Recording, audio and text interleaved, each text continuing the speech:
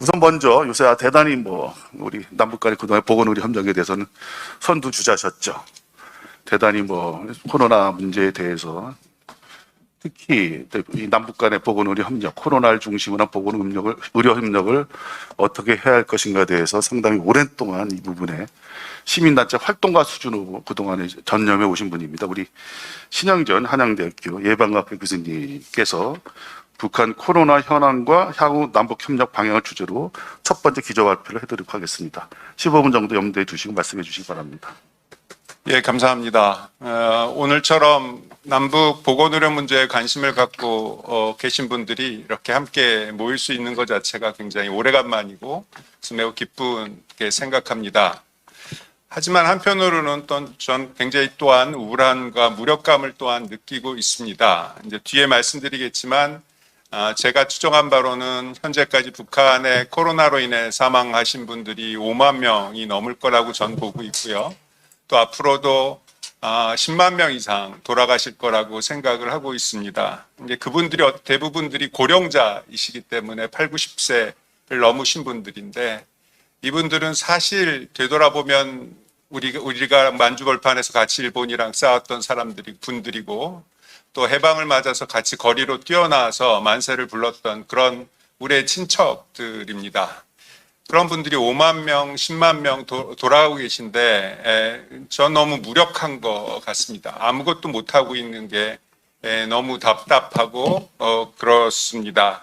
1차적으로 북한 당국의 책임이 있겠지만 국제사회나 또 그 형제, 조카, 친척이 있는 이 남한 정부에서도 약 하나를 보내지 못하고 있다는 이 현실이 또한 굉장히 가슴 아프게 생각이 됩니다. 제 발제는 짧게 회장님의 우려를 불식시키도록 노력해 보겠습니다. 슬라이드 보여주시기 바랍니다.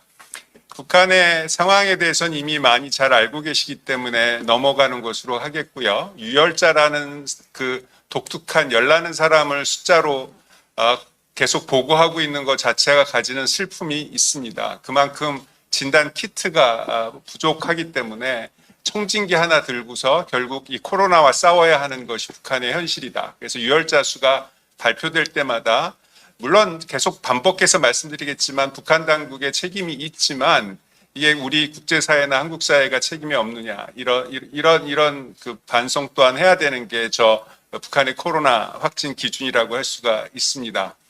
현재 북한의 코로나의 유혈자 숫자를 매일 발표하고 있습니다.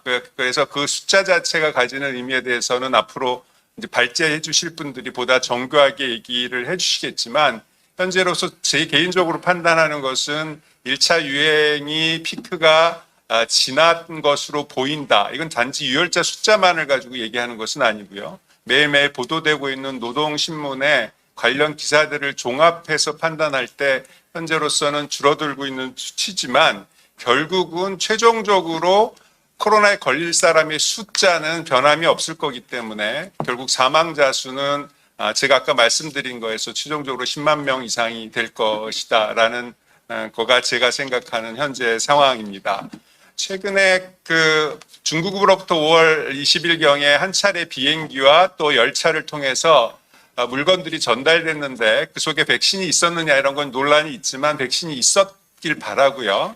백신이 있었다 하더라도 여러 전문가의 의견을 종합해 보면 그 시노백이 오미크론에 대해서는 그 발생 자체를 줄이는 효과는 매우 적을 것으로 보고 약간의 중증도 감소 효과만 있을 것으로 보이고 있습니다. 그래서 큰 대세를 바꿀 수 있을 것인가 그것도 이제 의문입니다. 현재 다시 여러 가지 추계들이 나오고 있지만 제가 아까 5만 명, 현재 5만 명 돌아가시고 앞으로 5만 명 더 돌아가실 것이라는 것은 여러 전문가들이 내놓고 있는 수치들 중에 가장 작은 수치들을 모아놓은 것들입니다. 그렇기 때문에 그보다 더 많은 분들이 돌아가시게 될 것 같고요. 대부분 그 영양실조, 북한이 밝히고 있는 5세 미만 어린이의 17.4%가 영양실조고 전체 국민의 40%가 영양실조고요. 또 대부분이 고령자 사망이 대부분이기 때문에 8, 90대에서 대부분 사망자가 나오고 있을 것이라고 생각이 됩니다. 앞으로의 문제도 7월 피크가 다시 올 것인가, 또는 이 여름보단 겨울에 더 문제가 큰데 겨울에 심각한 피크가 다시 올 것인가, 또 코로나 변이가 생겨날 것인가, 그 다음에 코로나 자체가 이게 한 번 왔다 갔다 가는 게 아니라 매년 올 텐데 그런 엔데믹 현상에 대한 대비 문제가 될 거고요. 앞서서 말씀해 주신 것처럼 최근 여름철을 맞이해서 황해도 지역에 장내색 유행병들이 돌고 있는 현상들, 또 가뭄이 있었고요. 여러 가지 또 재해 위기의 가능성에 노출되어 있다고 볼 수 있습니다. 현재 북한의 코로나 유행의 대응을 보면 대단히 체계적으로 한 것은 맞습니다. 그러니까 여러 가지 약품도 없고 백신도 없는 상황에서 할 수 있는 최대한의 조치를 과학적이고 합리적인 행동을 했다고 저는 보고요. 그래서 2년 3개월 동안 적어도 관리할 수 있었다. 근데 결국은 북한 정부에서 못했던 거는 그 사이에 백신을 어떻게 해서든지 구해서 전 국민에게 백신을 맞췄어야 하고 충분한 의약품을 확보했어야 되는데 그것을 못한 것이 이제 북한의 정부의 문제였다고 할 수 있습니다. 하지만 이게 전적으로 또 북한 당국만의 문제냐, 경제 제재나 비싼 백신값 이런 것들을 생각하면 또 그 이유는 좀 더 복잡해진다고 할 수 있습니다. 최근 북한의 대응 방식은 주로 자가격리를 위주로 하고 있기 때문에 생활 필수품 지원을 하기 위해서 많은 노력을 하고 있지만 전반적으로 의약품뿐만 아니라 그 생활 필수품 제공도 어려움을 겪고 있는 것으로 되어 있습니다. 바로 며칠 전에는 그 제약공장 확대나 도립병원 현대화, 그리고 생명안정 2급 검사실 설치 같은 인프라 확충을 김정은 위원장이 지시하고 있지만 그것 역시도 지금과 같은 경제 제재 등등의 상황에서는 한계가 있을 수밖에 없다고 보고 있습니다. 치료 안내서를 재빨리 냈고요. 그다음 치료 지침도 냈습니다. 간혹 그 신문에서는 너무 선정적으로 무슨 그 민속요법이나 버드나무잎 이런 거에 대한 강조만을 하고 있지만 사실은 과학적으로 합리적인 모든 그 처방제의 가이드라인을 제시하고 있고요. 그 약이 없을 때 결국은 민속요법이라도 해봐라, 이런 기조로 지금 치료 지침을 내놓고 있습니다. 중국에 도움이 있었다는 건 인도주의적인 측면에서는 그나마 다행이라고 생각할 수 있지만 한편으로는 북한이 결국은 생명줄을 중국에 의존하게 되는 그런 현상을 또 정치적으로는 의미가 있게 됩니다. 그러면서 남쪽은 또 아무런 일도 못하게 되는 그런 상황이 벌어진 거라고 할 수 있습니다. 중국 백신에 대해서는 이미 말씀드린 거기 때문에 넘어가도록 하겠습니다. 북한 코로나 유행의 대응의 특징은 우선 건국 이래 대동난으로 규정하고 있다는 겁니다. 우리가 생각하는 것 이상으로 마치 6.25 전쟁에 필적하는 상황이라고 상황인식을 갖고 있다는 것이고요. 강력한 봉쇄와 자가격리를 위주로 하고 있습니다. 그리고 건물을 몇 개 비워서 집단 격리도 진행하고 있는 것으로 보고되고 있습니다. 이렇게 됐을 때 결국 생계 물자가 필요한데 이 생계 물자 지원을 위해서는 평양시 같은 경우에는 군인들이 동원돼서 생계 물자 약을 전달하고 있는 것으로 되어 있고요. 그다음에 그 임시 약국 같은 것을 수백 개, 1000개 가까이 설치해서 약 배급을 하고 있는데 약은 절대량이 모자라고 있는 것으로 보이고 있고 대부분 고려약 생산을 독려를 하고 있어서 고려약을 많이 사용하고 있는 것 같습니다.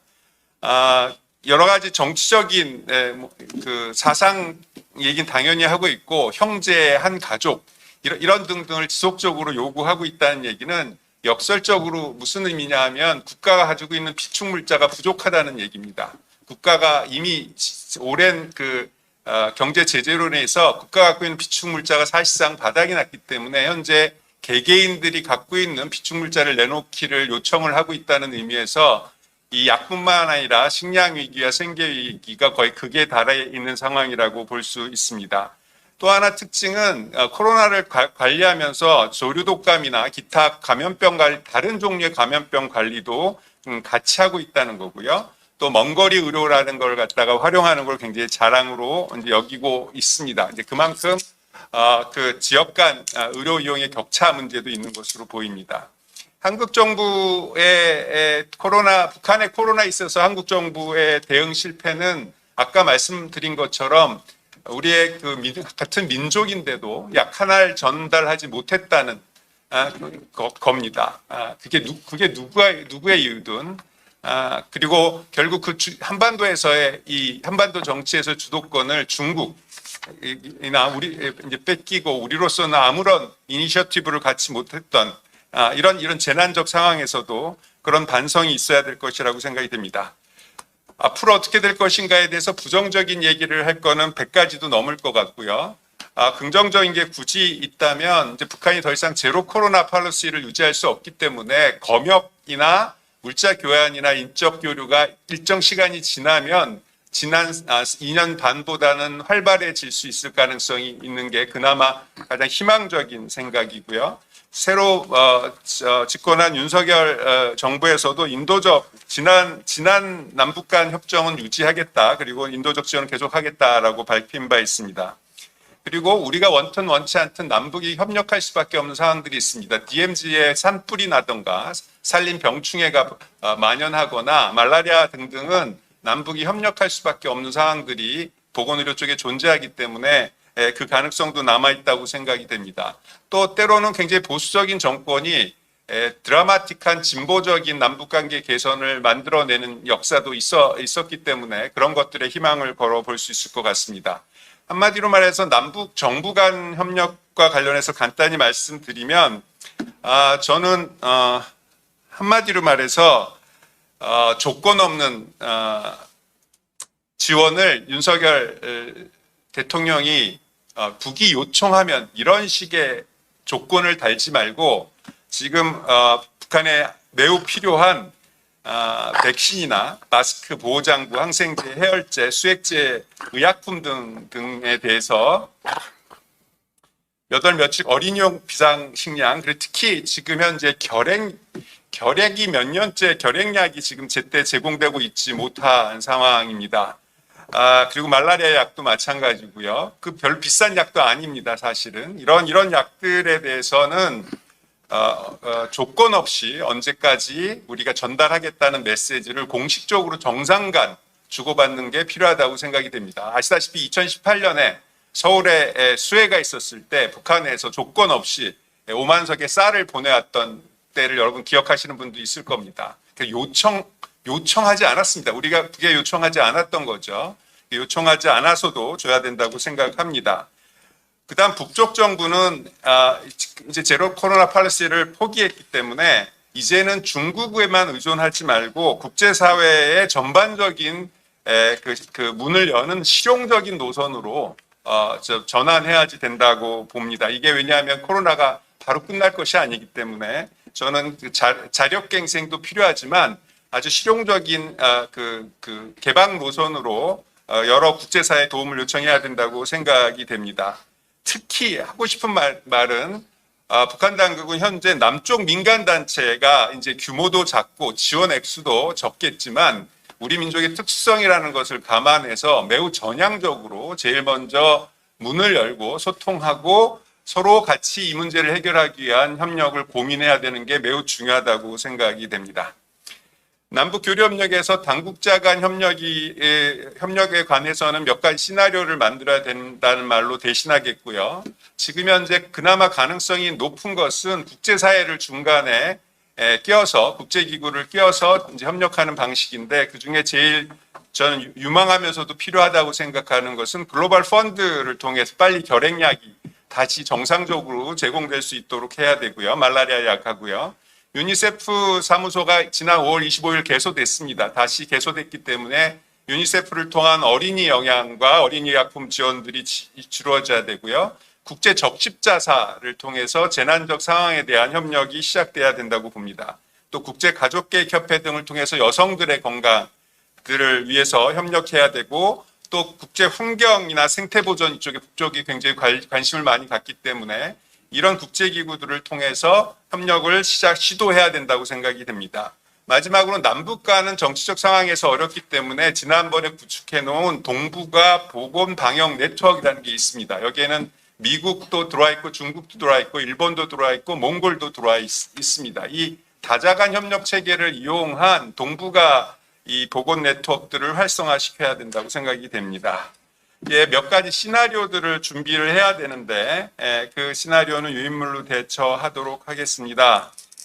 마지막으로 드리고 싶은 말씀은 이번 제 예측과 대로라면 이산 가족은 거의 다 돌아가시게 되는 셈입니다. 얼마 남지 않았던 남쪽에서 돌아가신 분들도 대부분 코로나로 지난 3월에만 해도 4만 명이 돌아가셨는데 그 대부분이 85세 이상이셨습니다.